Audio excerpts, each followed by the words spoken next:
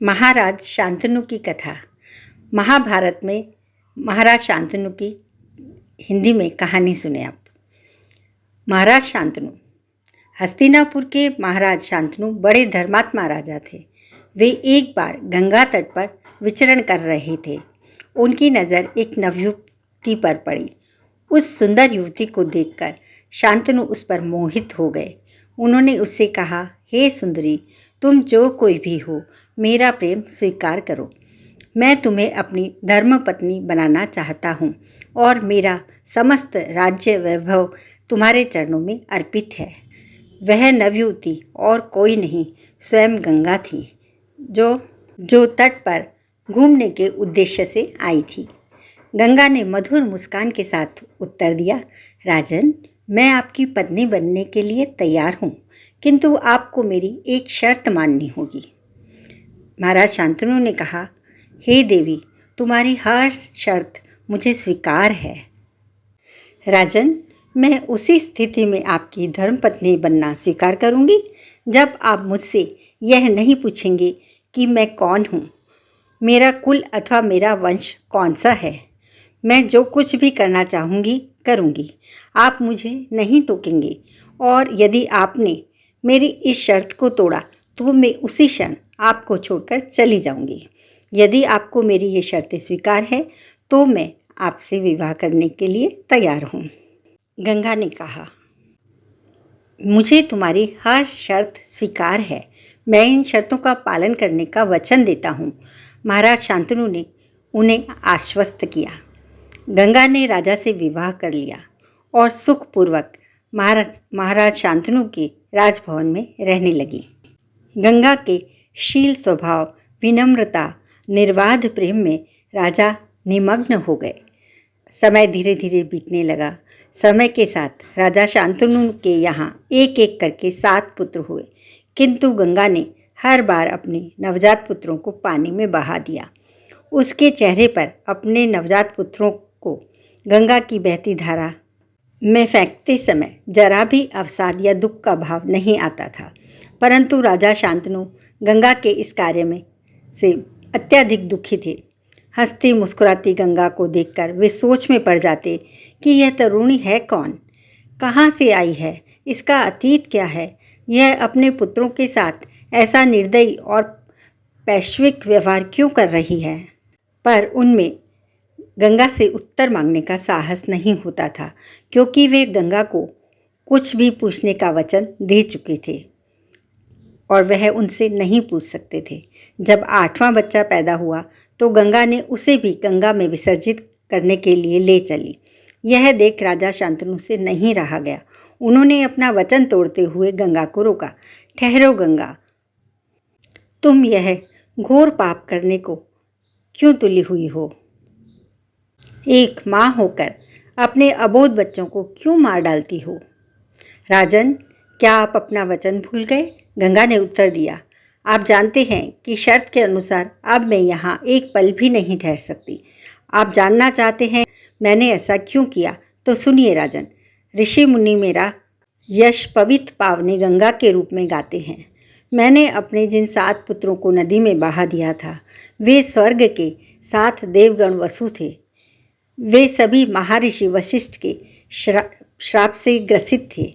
वसु शांतनु चौके। हाँ, 8वां पुत्र भी प्रभास नाम का वसु है, लेकिन अब मैं इसे नदी में नहीं फेंकूंगी।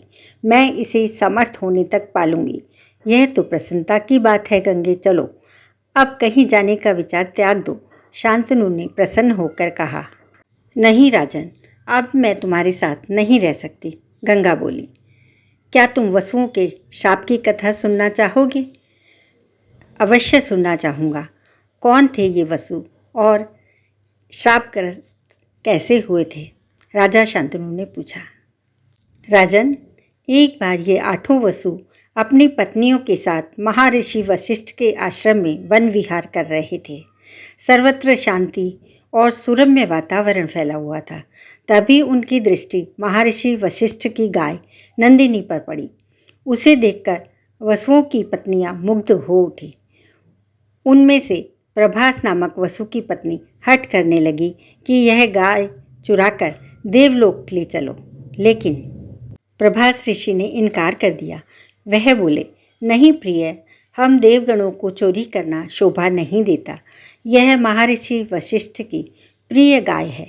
इस गाय का दूध पीने से मनुष्य अमर हो जाता है। हम तो स्वयं ही अमर हैं, इसे लेकर हम क्या करेंगे? लेकिन प्रभास की पत्नी नहीं मानी, उसकी एक नहीं सुनी। वह अपनी जिद पर अड़ी रही। प्रभास ने विवश होकर दूसरे वसुओं के साथ गाय और उसके बछड़े को पकड़ लिया। वह उसे अपने साथ देवलोक ले गया।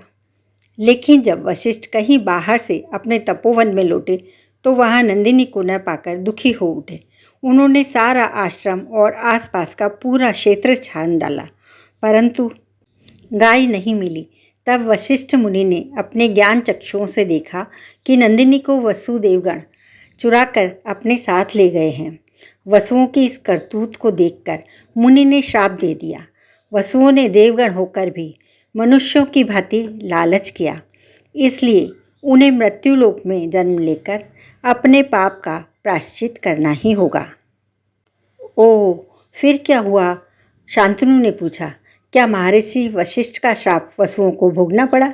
हाँ, भोगना पड़ा, गंगा ने बताया। वसुओं को जब मुनि के श्राप का पता चला तो वे मुनि के पास में आकर गिड़गिड़ाए क्षमा मांगने लगे। लेकिन मुनि ने उनसे कहा कि उनका श्राप झूठा नहीं हो सकता। केवल प्रभास को छोड़कर मैं इतना कर सकता हूँ कि वे पृथ्वी पर जन्म लेते ही श्राप से मुक्त हो जाएंगे और देवलोक को लौट जाएंगे। लेकिन मुख्य अपराधी प्रभास को मृत्युलोक में काफ़ी समय तक जीवित रहना होगा और वह बड़ा यशस्वी होगा।